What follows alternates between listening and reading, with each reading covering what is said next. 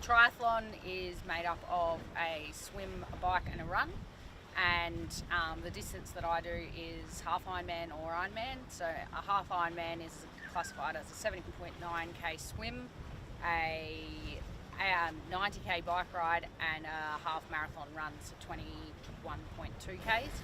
And an Ironman is double the distance of that, so it's 3.8k's, 180 on the bike and a marathon 42.2k run. Half Ironman generally for a normal everyday weekend warrior would take anywhere between 4 and 6 hours generally. And an Ironman, the average person they say does an Ironman in about 14 hours. The biggest obstacle by far is obviously the things that you can't control. The weather, the other competitors.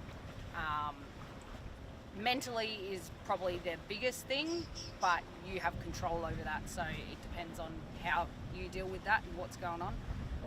And then also what condition you're in coming into a race or on race day. I obviously was a runner before I did any of the others. The biggest difference between age group running and professional running is definitely that professionals can obviously are quite good at all three legs. So whether as an age grouper, I noticed that I was quite talented in the run, so I could make up the 20 minutes or whatever I needed to make up from the bike.